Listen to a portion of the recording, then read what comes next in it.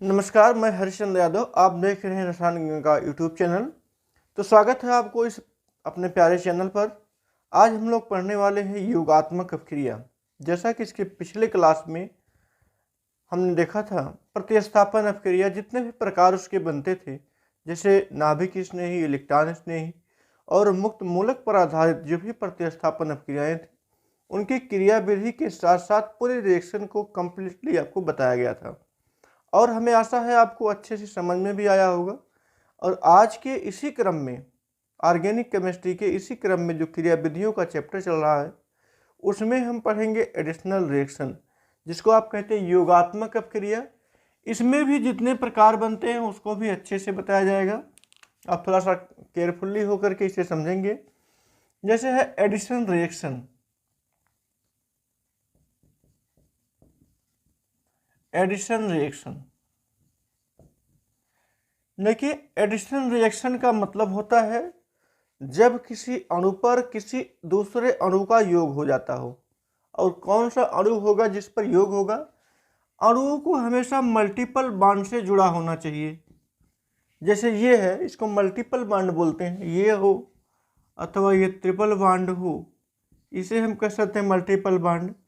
ये C double bond O हो, ये भी एक मल्टीपल बॉन्ड ही है। तो इस पर जब कोई छोटा समूह, जैसे सपोज कीजिए HX आ जाए, इस पर भी HX आ जाए, इस पर भी HX आ जाए, या HX आ जाए या X2 आ जाए, लिख देते हैं HX आ जाए, X2 आ जाए, कोई भी छोटा अणु आ जाता है और इस मल्टीपल बॉन्ड को तोड़ करके एक सिंगल बॉन्ड में बदल देता हो और उसी दौरान इस HX का या X2 का योग हो जाता हो, तो इसी अपक्रिया को हम योगात्मक अपक्रिया या एडिशनल रिएक्शन या एडिशनल अपक्रिया भी कहते हैं। देखिए, बहुत कठिन नहीं है। जैसे इसे आप तोड़ेंगे तो हो सकता है ये प्लस माइनस तो होगा ही, क्योंकि नेगेटिविटी हाइड्रोजन के पास होती है। हो सकता है ये प्लस हो, ये माइनस हो, या ये माइनस हो, ये प्लस हो। अब यहाँ पर ये जो प्लस वाला हिस्सा है वो माइनस के साथ, माइनस वाला हिस्सा क्या है, प्लस के साथ ऐड करेगा, और ऐड करके कुछ भी सामने वाले प्रोडक्शन में कुछ भी छोटा भी समूह नहीं बचेगा, बल्कि छोटा समूह इसमें ऐड हो जाता है और बनने वाला जो कंपाउंड होता है वो एडिशनल कंपाउंड कहलाता है, जिसको हम योगात्मक उत्पाद कहते हैं। तो इसी प्रकार से जैसे आपने प्रतिस्थापन अपक्रिया में तीन प्रकार की, तीन उसकी सब कैटेगरी बनाई थी, बस सेम वैसे ही इसकी भी तीन सब कैटेगरी होती है। जैसे प्रतिस्थापन अपक्रिया की पहली सब कैटेगरी बनी थी फ्री रेडिकल। तो यहाँ पर भी गाइज ये नंबर 1, यहाँ पर भी फ्री रेडिकल एडिशन होगा, फ्री रेडिकल एडिशन रिएक्शन पाया जाएगा इसमें भी। और इसी में भी दूसरा, जिसे वहाँ पर इलेक्ट्रोफिलिक बोले थे, यहाँ पर भी इलेक्ट्रोफिलिक एडिशन रिएक्शन होगा, यहाँ पर भी न्यूक्लियोफिलिक एडिशन रिएक्शन होगा। मतलब हूबहू ऐसे ही चल रहा है। यहाँ पर फ्री रेडिकल, जिसको मुक्त मूलक कहते हैं, मुक्त मूलक योगात्मक अपक्रिया। इलेक्ट्रोफाइल यानी इलेक्ट्रोफिलिक, इलेक्ट्रॉन स्नेही योगात्मक अपक्रिया। तीसरा है न्यूक्लियोफिलिक यानी कि नाभिक स्नेही प्रतिस्थापन अपक्रिया। जैसे उसमें था, बस इसमें हुआ क्या है, इसमें योग हुआ है, उसमें इन समूहों के द्वारा हटा दिया जाता था। जो मेन कंपाउंड में, जो रिएक्टेंट में, जो सब्सट्रैक्ट में जो भी भाग होता था, वो किसी नाभिक स्नेही के द्वारा, इलेक्ट्रॉन स्नेही के द्वारा, मुक्त मूलक के द्वारा उसको हटा करके उसके स्थान पर स्वयं बैठ जाता था, तो वो प्रतिस्थापन होता था। यहाँ पर कोई भी समूह हटेगा नहीं, बल्कि चाहे इलेक्ट्रॉन स्नेही हो, चाहे नाभिक स्नेही हो, चाहे फ्री रेडिकल हो, वो उसी डबल बॉन्ड यानी डबल बॉन्ड या ट्रिपल बॉन्ड, जिसको मल्टीपल बॉन्ड हमने बताया, द्विबंध या त्रिबंध पर योग करके वहीं पर बैठ जाएगा, तब जा करके ये योगात्मक अपक्रिया होगा। चलिए शुरू करते हैं। पहला, फ्री रेडिकल एडिशन रिएक्शन क्या होता है, ध्यान समझेंगे। फ्री रेडिकल एडिशन रिएक्शन में जो योगात्मक होने वाला है, जो एडिशन होने वाला है, फ्री रेडिकल्स का होने वाला है। जैसे ये देखा जाए, हम यहाँ देते हैं C, डबल बॉन्ड C, और यहाँ पर दोनों साइड में हाइड्रोजन और हाइड्रोजन को लगा देते हैं।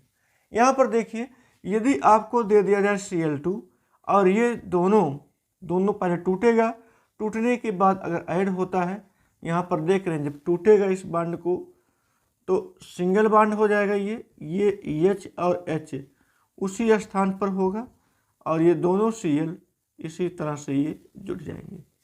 दोनों हाइड्रोजन परमाणु देख रहे हैं जुड़ करके इस डबल बांड को ब्रेक कर दे रहे हैं, ये डबल बांड सिंगल बांड में कन्वर्ट हो जा रहा है।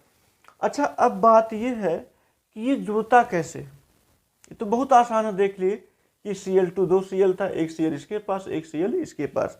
लेकिन रही बात इसके अटैचमेंट की कैसे होता है, तो उसको समझने के लिए हमें मैकेनिज्म पर ध्यान देना होगा।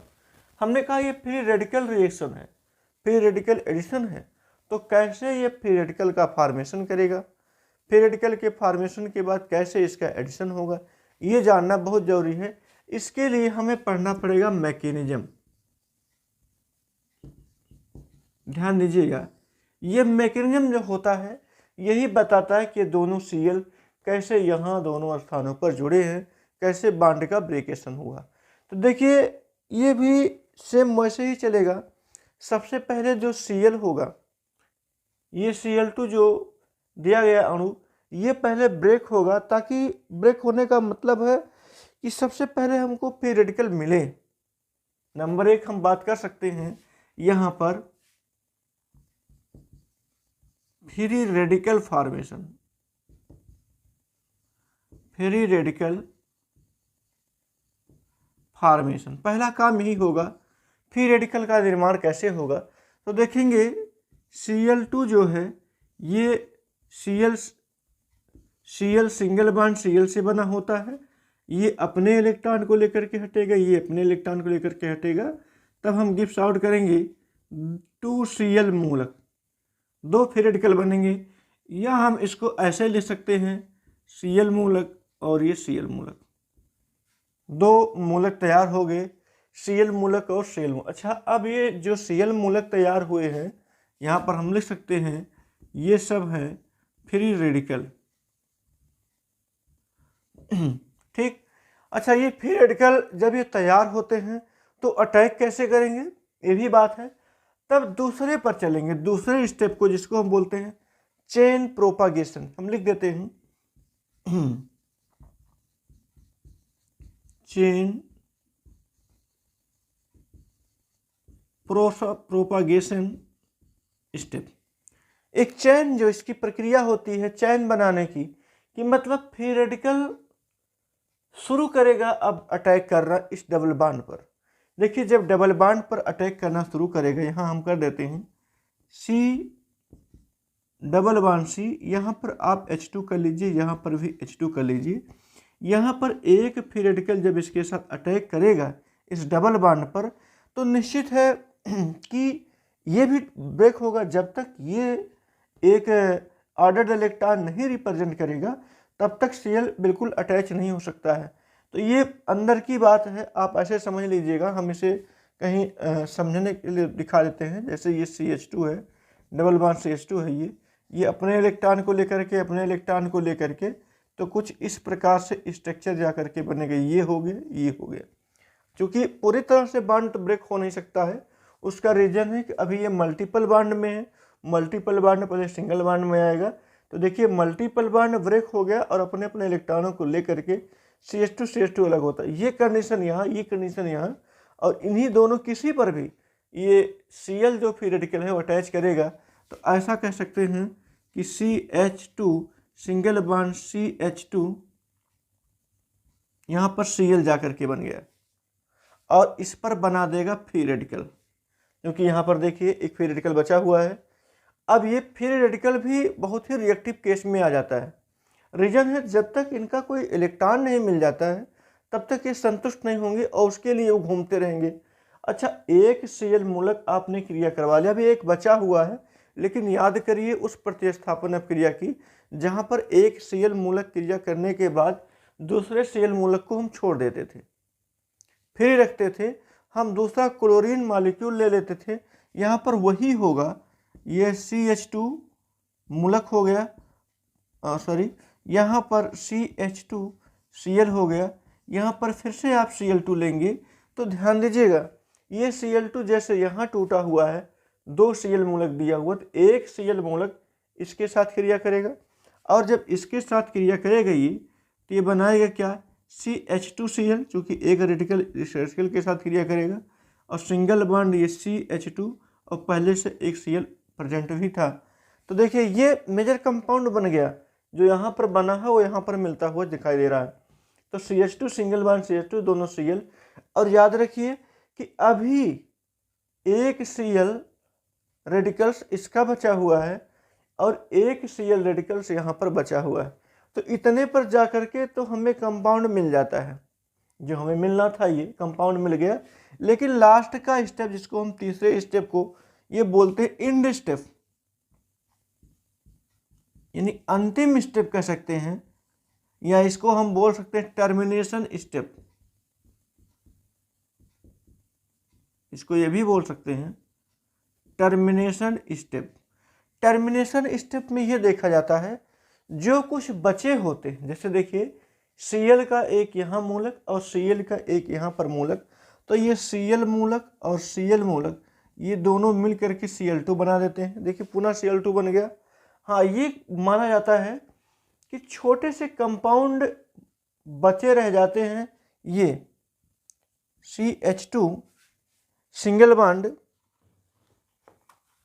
यहाँ पर CH2 और एक Cl तो लगा ही रहता है, लेकिन एक रेडिकल्स इसका बचा होता है, तो यहाँ पर एक रेडिकल Cl का और मिल करके ये CH2Cl और CH2 ये Cl, मतलब फिर वही बात आती है सामने, ये समापन पद में भी छोटे से मॉलिक्यूल इसके बचे रहते हैं जो बन जाते हैं।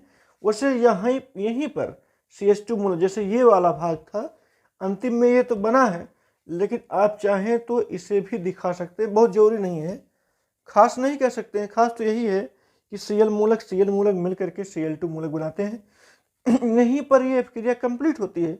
लेकिन होता क्या है कि छोटे से मॉलिक्यूल यदि बचे रह जाते हैं जो क्रिया में पार्टिसिपेट नहीं करते हैं, उनको हम एंड स्टेप में या टर्मिनेशन स्टेप में लिख सकते हैं। नहीं लिख, हमने हटा भी दिया, नहीं लिखते हैं तो भी कोई दिक्कत नहीं, वैसे फाइनल तो यहीं तक होगा। 2 मूलक बचे हुए थे, दोनों मूलक यहाँ ऐड करके शेष हो जाते हैं, और यहाँ से ले करके यहाँ तक ही इसका मैकेनिज्म चलता है। फर्स्ट स्टेप में फ्री रेडिकल फॉर्मेशन होगा, दूसरे स्टेप में चेन प्रोपागेशन स्टेप होगा, जिसमें Cl मूलक इस CH2 डबल बॉन्ड CH2 से क्रिया करेगा और बनाएगा ये फाइनल प्रोडक्ट जो यहाँ पर बना था 2 पदों में आकर के।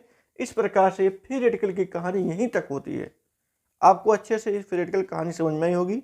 कहानी कह सकते हैं इसको इसलिए क्योंकि मैकेनिज्म में थोड़ा सा केवल ध्यान देंगे, टोटल कंप्लीट हो जाएगा। अब इसके बाद हम देखेंगे एडिशन रिएक्शन का, हम इलेक्ट्रोफिलिक एडिशन रिएक्शन, इसका आप स्क्रीनशॉट लेंगे, फिर दूसरा देखते हैं। हाँ, देखते हैं अब इलेक्ट्रोफिलिक एडिशन रिएक्शन क्या होता है। इलेक्ट्रोफिलिक जैसे आपको बताते चले कि जैसे मान लीजिए कोई HX दिया गया है, इसी को हमें अटैक करवाना है C double bond C H और ये H पर, यहाँ पर भी इसकी बैलेंसिंग के लिए हम H लगा देते हैं। देखिए ये जो HX दिया गया यही ऐड करेगा मल्टीपल बॉन्ड पर। जब ये ऐड करेगा मल्टीपल बॉन्ड पर तो देख रहे हैं ये C डबल बॉन्ड C था, यहाँ पर भी H है, यहाँ पर भी H है, यहाँ पर भी H है, यहाँ पर भी H है, तो निश्चित है एक पर H जुड़ेगा और एक पर X जुड़ेगा। लेकिन हमने कहा क्या, हमें पढ़ना है इलेक्ट्रोफिलिक, इलेक्ट्रोफिलिक पढ़ना है। अब पहले तो ये समझिए, ये तो हो गया सब्सट्रेट आपका, अटैक करेगा HX। HX में कौन है इलेक्ट्रोफाइल, हमें ये जानना जरूरी है। देखिए जब हम इसको ऐसे तोड़ेंगे ये तो H पॉजिटिव मिलता है प्लस एक्स नेगेटिव मिलता है। अच्छा, इसमें पॉजिटिव और नेगेटिव दोनों तैयार हो रहा है। अब बताइए, यह जो पॉजिटिव होता है ये तो इलेक्ट्रोफाइल की भांति बिहेव करेगा, लेकिन ये जो एक्स है ये न्यूक्लियोफाइल की भांति बिहेव करेगा। यहीं आपको अब समझना है कि जब किसी सब्सट्रेट पर अटैक करने वाले दोनों समूह दिखाई देते हों तो किन दशाओं में हम इसको इलेक्ट्रोफिलिक एडिशन बोलेंगे और किन दशाओं में हम न्यूक्लियोफिलिक एडिशन बोलेंगे। तो गाइस, इस बात को समझना बहुत ही ज़रूरी है, क्योंकि ये प्रश्न उठता है कि चलिए हम तो न्यूक्लियोफाइल से अटैक करवा देते हैं इसके पास, तो आप उसको इलेक्ट्रोफाइल नहीं कह सकते हो, आप न्यूक्लियोफाइल बिल्कुल बेशक हम उसको न्यूक्लियोफिलिक एडिशन रिएक्शन ही बोलेंगे। लेकिन अब अगर हम H पॉजिटिव से अटैक करवा दें तब उसको हम इलेक्ट्रोफिलिक एडिशन रिएक्शन बोलेंगे। अब क्वेश्चन यही है, हम किन दशाओं में इसको इलेक्ट्रोफिलिक और किन दशाओं में न्यूक्लियोफिलिक बोलेंगे, जो कि हमारे सामने दोनों ही इलेक्ट्रोफाइल और न्यूक्लियोफाइल दोनों उपस्थित है। तो गाइस, इस क्वेश्चन का जवाब ये रहा कि आप उसी का कह सकते हैं अटैक करवाएंगे जो रेट डिटर्मिनेशन स्टेप में भाग लेने के लिए सक्रिय हो। मतलब कि जब अभिक्रिया का वेग निर्धारण हो उस दौरान ये चेक किया जाता है कि इलेक्ट्रोफाइल सक्रिय है या न्यूक्लियोफाइल सक्रिय है। यदि न्यूक्लियोफाइल ही सक्रिय है, इलेक्ट्रोफाइल का एडिशन बाद में होता है, तो वह रिएक्शन न्यूक्लियोफिलिक एडिशन रिएक्शन होगा। लेकिन यदि इसके सब्सट्रेट पर अटैकेशन के दौरान इलेक्ट्रोफाइल सक्रिय होता है, तब हम इसका नाम इलेक्ट्रोफिलिक एडिशन रिएक्शन देंगे। इसीलिए यहाँ पर दोनों साथ साथ रहेंगे, लेकिन एक्टिविटी ज़्यादा इलेक्ट्रोफाइल की होगी। मतलब जो रिएक्शन हम बताने जा रहे हैं, हम इलेक्ट्रोफाइल को रिएक्टिविटी के रूप में लेते हैं, रेट डिटर्मिनेशन रिएक्शन में इसी की भूमिका सबसे ज़्यादा होती है और ये न्यूक्लियोफाइल बाद में अटैक कर पाता है। कब? जब ये इलेक्ट्रोफाइल अटैच हो जाता है मल्टीपल बॉन्ड के कार्बन से, उसके बाद में न्यूक्लियोफाइल अटैच होता है। तो जो पहले अटैच करेगा उसी नाम के रिएक्शन, उसी नाम के आधार पर रिएक्शन लिखा जाएगा। जैसे इलेक्ट्रोफिलिक की बात करें, यदि ये हाइड्रोजन पहले जुड़ जाता है, यानी कि रेट डिटर्मिनेशन में इसका पार्टिसिपेशन पहले होता है, तो हम इसको इलेक्ट्रोफिलिक बोलेंगे। बाद में न्यूक्लियोफिलिक होगा तो उससे कोई मतलब नहीं, जो पहले आएगा नाम उसी का रखा जाएगा। चलिए अब देखते हैं, यहाँ पर तो बहुत आसान रहा इसी प्रकार से जोड़ लेना कि HX यहाँ पर जुड़ेगा और HX जुड़ते ही इस प्रकार का कंपाउंड तैयार कर देगा। इस प्रकार का जो प्रोडक्ट दिखाई दे रहा है ये H यहाँ जुड़ गया, X यहाँ जुड़ गया, तो निश्चित है जो H पॉजिटिव है इसको नेगेटिव के रूप में देखा होगा, तो पहले जुड़ा होगा इसको पॉजिटिव के रूप में, क्योंकि आप जानते हैं कि जो इलेक्ट्रोमेरिक इफेक्ट था इसमें पता ही नहीं चलता था कि बॉन्ड का ब्रेकेशन और पोलराइजेशन किस प्रकार से होगा। जब दोनों ही ये कार्बन है, दोनों की नेगेटिविटी बिल्कुल इक्वल है, ये भी कार्बन वो भी कार्बन, तो बॉन्ड का ब्रेकेशन चाहे इधर कीजिए चाहे बॉन्ड का ब्रेकेशन इधर कीजिए, उससे कोई प्रभाव नहीं पड़ने वाला। हाँ, प्रभाव तब पड़ेगा जब यहाँ पर अटैचमेंट ऑफ ग्रुप अलग अलग प्रकार के होंगे। जो इस पर हमने हाइड्रोजन लगा दिया, यदि अलग अलग प्रकार के समूह होंगे तो खिंचाव, थोड़ा सा पोलराइजेशन बढ़ सकता है। वो बात की बातें हैं, मार्कोनी-काफ का नियम देखेंगे, इसमें बहुत ही इंपॉर्टेंट है, उस पर जब चर्चा करेंगे तो बहुत अच्छे से आपको समझ में आ जाएगा। या स्टेबिलिटी ऑफ एल्कीन देखेंगे तो भी समझ में आएगा। अभी फिलहाल बहुत ही सिंपल सा कंपाउंड हमने लिया है CH2 डबल बॉन्ड CO2, जिसको आप एथिलीन भी कहते हैं। एथिलीन पर हाइड्रोजन हैलाइड का योग करेंगे तो यहाँ पर हाइड्रोजन हैलाइड बहुत आसानी से जुड़ जाता है और मेजर यानी फाइनल प्रोडक्ट का फॉर्मेशन कर देता है। देखिए पहले स्टेप में होगा क्या, ये अगर इसके हम मैकेनिज्म की बात करें तो पहले स्टेप में यहाँ पर इलेक्ट्रॉन स्नेही का निर्माण होगा। सबसे पहले स्टेप में हम लिखेंगे फॉर्मेशन ऑफ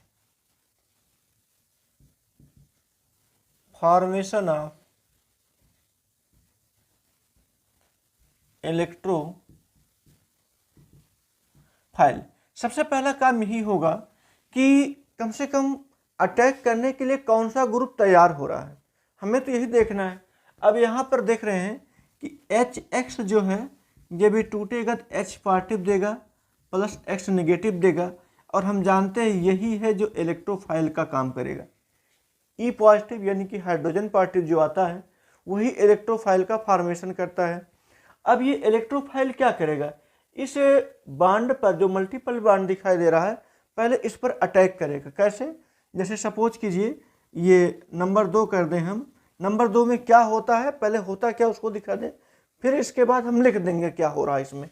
आप पहले खुद समझिए, जैसे CH मल्टीपल बांड CH यहाँ पर इस प्रकार से हुआ। अच्छा, ये H पार्टिकल वहीं पर जुड़ पाएगा जहाँ पर नेगेटिव चार्ज होगा। जैसे हम ऐसा कुछ करें, यदि हम ऐसा कर देते हैं तो गाइज यहाँ पर इस हिस्से पर पॉजिटिव बनेगा, तो ये हम कर सकते हैं CH, यहाँ पर सिंगल बॉन्ड हो जाएगा C और H तो जुड़ा ही था, ये एक H आकर के और जुड़ेगा। तो गाइज ध्यान दीजिएगा, ये जो हिस्सा बना हुआ है आपको दिखाई दे रहा है, इस कार्बन पर पॉजिटिव चार्ज लगा हुआ है, तो यहाँ लिख देते हैं फॉर्मेशन ऑफ कार्बोकैटायन। लिखेंगे फॉर्मेशन ऑफ कार्बोकैटायन। हुआ भी वही है, यहाँ पर कार्बोकैटायन का फॉर्मेशन हुआ। बिल्कुल देख सकते हैं, ये जब इलेक्ट्रॉन, ये पाई इलेक्ट्रॉन का मतलब ब्रेकेशन हुआ तो नेगेटिव यहाँ पर, पॉजिटिव यहाँ पर, जैसे ही नेगेटिव हुआ तुरंत यहाँ पर हाइड्रोजन इलेक्ट्रोफाइल आकर के जुड़ जाता है। इसको आप रेट डिटर्मिनेशन रिएक्शन भी कहते हैं। RDR, rate determination reaction. हमने कहा क्या था कि रेट डिटर्मिनेशन रिएक्शन में वेग निर्धारक पद में यदि इलेक्ट्रोफाइल पहले भाग लेते हैं तो ही वो इलेक्ट्रोफिलिक एडिशन रिएक्शन कहा जाएगा। यहाँ पर बेशक आपने देखा सबसे पहले इलेक्ट्रोफाइल ही यहाँ पर हम कर सकते हैं, सबसे पहले इलेक्ट्रोफाइल ही ऐड हुआ है, ऐड होकर के इस रूप में आया है और तैयार हुआ क्या, कार्बोकैटायन। अच्छा, तीसरे स्टेप को आप बिल्कुल कह सकते हैं कि लास्ट स्टेप है, टर्मिनेशन स्टेप है, एंड स्टेप है। कैसे, अब यहाँ पर न्यूक्लियोफाइल जुड़ने वाला है, यहाँ लिख सकते हैं एडिशन ऑफ न्यूक्लियोफाइल। अच्छा, आप समझिएगा, ये न्यूक्लियोफाइल ये है, इसको हम NU से भी दिखा सकते हैं। ये अब बचा यही है, अब आकर के जुड़ेगा। यहाँ पर देख सकते हैं, ये था C, यहाँ पर था H और ये H था, यहाँ पर C और यहाँ पर अब तीनों हाइड्रोजन आ जाते हैं, इसकी बैलेंसी पूरी हो गई। यहाँ पर न्यूक्लियोफाइल का अटैक, और न्यूक्लियोफाइल जो है ये है X नेगेटिव है। X नेगेटिव जब आकर के जुड़ेगा तो हम गिफ्ट आउट करेंगे, यहाँ पर हो जाएगा H, यहाँ पर X, यहाँ पर C और यहाँ पर तीनों जगह पर ये हाइड्रोजन। तो ये जो है ये मेजर प्रोडक्ट जा कर के बन जाता है, जिसकी हमें ज़रूरत थी वो जा कर के यहाँ पर बनेगा। तो इसी प्रकार से ये इलेक्ट्रोफिलिक एडिशन रिएक्शन कंप्लीट हो गया। एडिशन करेंगे हम पहले इलेक्ट्रोफाइल का, उसके बाद न्यूक्लियोफाइल का। हाँ, इसी में कुछ और भी हैं, जैसे थोड़ा सा जो सब्सट्रैक्ट है इसके हम अणु को और थोड़ा सा बढ़ा देंगे, तब जा कर के समस्या होगी क्या जुड़ेगा, हाइड्रोजन जुड़ेगा, हाइड्रोजन कहाँ जुड़ेगा, इधर इसका ब्रेकेशन करे, इधर इसका ब्रेकेशन करे। अभी हमने बताया था कुछ मिनट पहले कि ये बहुत सिंपल सा एग्जाम्पल है, आप चाहे इसको इधर ब्रेक करो चाहे इधर ब्रेक करो, कोई फर्क नहीं पड़ता है, क्योंकि दोनों साइड पर हाइड्रोजन है।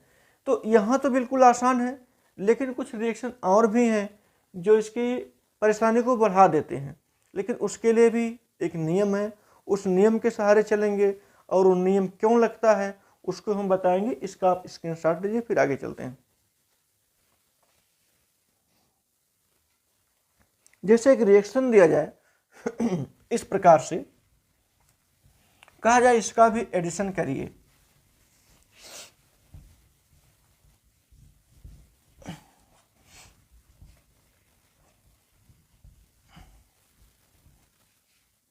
देखिए, जैसे ये दिया जाए, R दिया जाए और यहाँ पर CH और डबल बॉन्ड ये CH2, और हम कह दें इस पर आपको HX से क्रिया कराना है, यहाँ पर HX से क्रिया कराना है। बिल्कुल इस प्रकार के रिएक्शन दिए जाते हैं। अब समस्या यहाँ पर ये बनती है कि आप बॉन्ड का ब्रेकेशन इस साइड करेंगे या बॉन्ड का ब्रेकेशन इस साइड करेंगे, ये समस्या है। और जब इस समस्या का निदान हो जाएगा तब H और X को आसानी से जोड़ पाएंगे। देखिए, पहले हम एक नियम बता दें। एक नियम है जिसका नाम है, एक महान केमिस्ट है जिसका नाम था मार्कोवनी काफ रूल, जिसको बोलते हैं। मार्कोवनी काफ के अनुसार ये बताया गया था कि किसी भी मल्टीपल बॉन्ड पर हाइड्रोजन हैलाइड का अगर योग कराने जा रहे हैं तो हाइड्रोजन यानी कि जो इलेक्ट्रोफाइल है, जिस पर धनावेशित चार्ज है, वह ऐसे कार्बन से जुड़ता है जहां पर हाइड्रोजन की संख्या अधिकतम होती है। ध्यान देंगे, मार्कोनी काफ ने यही बताया, हाइड्रोजन हैलाइड में हाइड्रोजन का योग उसी कार्बन से होगा जिस पर हाइड्रोजन की संख्या अधिकतम होती है। तो हाइड्रोजन की संख्या जहां पर अधिकतम आपको दिखाई दे रही हो, इन मल्टीपल कार्बन के बीच में देख रहे हैं, इन दोनों कार्बनों के बीच में मल्टीपल बॉन्ड लगा हुआ है। जिस कार्बन पर हाइड्रोजन की संख्या अधिकतम हो, हाइड्रोजन आपको वहीं पर ऐड करना है। तो गाइस बिल्कुल आसान है, यहाँ पर हाइड्रोजन की संख्या 2 है, यहाँ हाइड्रोजन की संख्या 1 है। तो ऐसा करें, CH यहाँ पर अब X यहीं पर जुड़ेगा, उसके बाद यहाँ पर CH3 हो जाएगा, क्योंकि यहाँ पर हाइड्रोजन की संख्या कम थी। तो इससे स्पष्ट क्या हो रहा है कि बॉन्ड का ब्रेकेशन जो है इस साइड या इस साइड, देखेंगे यदि हम इस साइड करेंगे तो यहाँ पर पॉजिटिव आ जाएगा, तो पॉजिटिव पर पॉजिटिव अटैच नहीं कर पाएगा।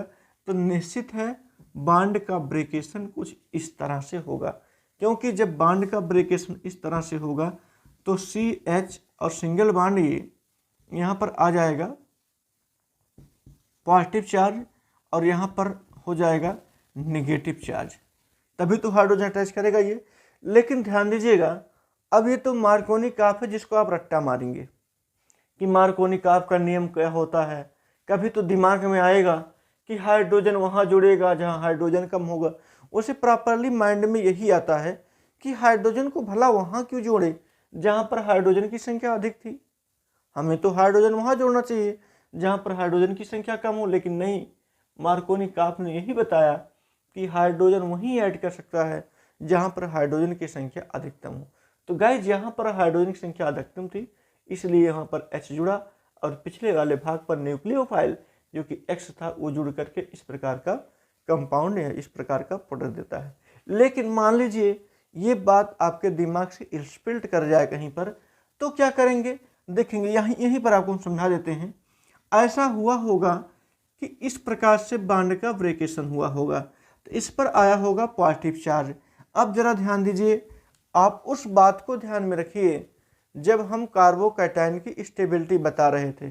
देखिए यहाँ पर दोनों तरीके से हम आपको तोड़ करके बता देते हैं, तब आपको अच्छे से समझ में आएगा। जैसे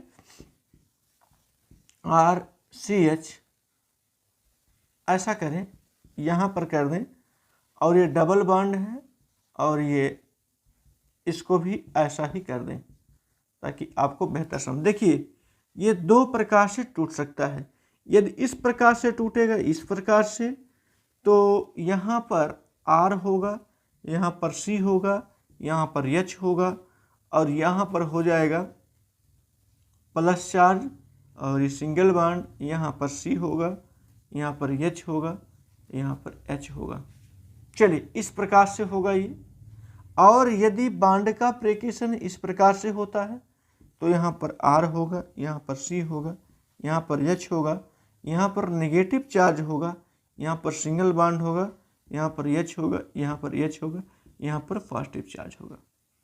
ध्यान दीजिएगा, आपको हमने बताया था शुरुआत में कार्बोकैटायन और कार्बोएनायन दोनों की स्टेबिलिटी के बारे में चर्चा किया था, और चर्चा ये किया था कि कोई भी कार्बोधनायन जब ज़्यादा से ज़्यादा एल्काइल समूह को अपने पास रखता है तो वो मोर स्टेबल होता है,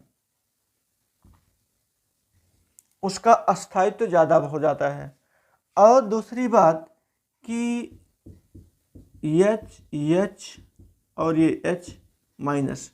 कोई भी कार्बो एनियन तब ज़्यादा स्टेबल होता है जब उसके पास हाइड्रोजन की संख्या ज़्यादा हो, एल्काइल की संख्या कम हो। तो जरा पहले यहाँ पर चलिए चेक करते हैं क्या होता है। यहाँ पर देख रहे हैं कि एल्काइल की संख्या 1 आ गई है। इस धनावेशित कार्बन से एक एल्काइल ए जुड़ा हुआ है और एक कार्बन ये जुड़ा हुआ, उसको भी आप एल्काइल ही मानेंगे, और एक हाइड्रोजन जुड़ा हुआ है। तो इस कार्बन से, इस वाले कार्बन से, धनावेशित कार्बन से एक कार्बन, दो कार्बन, एक हाइड्रोजन, है ना। इससे कहीं न कहीं दो कार्बन जुड़ा हुआ है। और अगर हम इससे बात कर लें तो इस नेगेटिव चार्ज से एक कार्बन और दो हाइड्रोजन जुड़ा हुआ है, यानी एक कार्बन और दो हाइड्रोजन जुड़ा हुआ है। तो जरा फिर इस पर आइए, इस पर बोला गया, इस चलिए हम समझने के लिए इसको सी कर लेते हैं।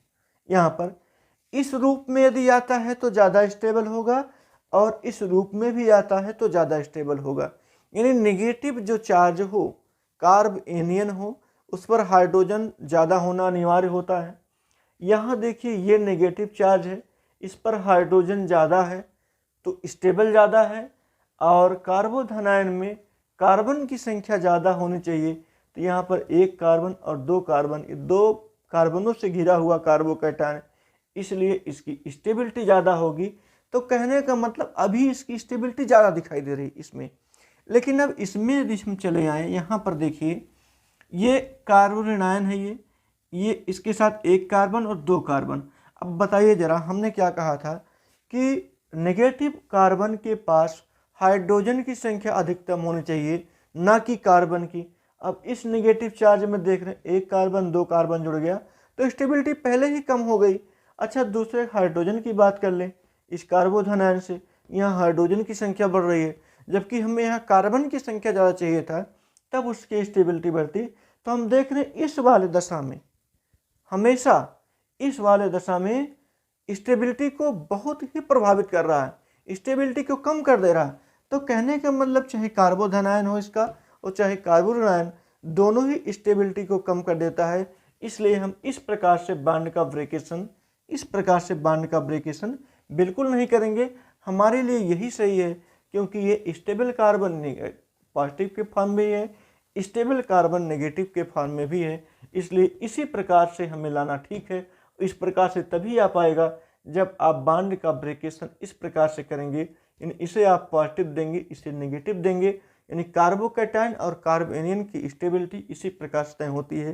तो आप ध्यान दीजिए, आपको मार्कोनी का आपका नियम रटना नहीं है। मान लीजिए और भी बढ़ जाता है तो आप स्टेबिलिटी आप कार्बोकैटायन या स्टेबिलिटी आप कार्ब एनियन को दिमाग में रखेंगे, जो आपको पिछले वीडियो मिला था, अभी हमने बता दिया। वहाँ पर जाएंगे आप अच्छे से समझेंगे। स्टेबिलिटी हमने कार्बोकैटायन का, कार्ब एनियन का और फिर रेडिकल तीनों का बताया है, कैसे बनते हैं इसको बताया है। वो सारी चीज़ें आप पिछले वीडियो में देख सकते हैं। फिर भी हमने थोड़ा सा बता दिया ताकि अब मार्कोनी का आपके नियम को भूलें। तो यहाँ पर इस नियम का, यानी कि इस स्टेबिलिटी को फॉलो करके आप मेजर कंपाउंड का फॉर्मेशन कर सकते हैं। तो इसी प्रकार से आज हमने दो चीज़ों को देखा एडिशन रिएक्शन में, फ्री रेडिकल्स एडिशन रिएक्शन और इलेक्ट्रोफिलिक एडिशन रिएक्शन। बचता है इसमें न्यूक्लियोफिलिक एडिशन रिएक्शन, इसको हम कर लेंगे। और इसके बाद कुछ इस पर मिसक्यूनियस क्वेश्चन भी है, जो अलग अलग टाइप के, जैसे एल्डिहाइड पर या कीटोन पर एडिशन रिएक्शन होता है, उसको हम कल वाली क्लास में लेंगे, जिसमें हम पहले पढ़ाएंगे आपको न्यूक्लियोफिलिक एडिशन रिएक्शन। उसके बाद जो भी कुछ एग्जाम्पल बचते हैं जो लगते हैं अच्छे हैं, मतलब आपके बोर्ड एग्जाम के लिए या कॉम्पिटिटिव एग्जाम के लिए, उनकी दृष्टि को रखते हुए ध्यान में आगे की क्लास आप कल पाएंगे। बस आज की क्लास यहीं पर क्लोज की जाती है।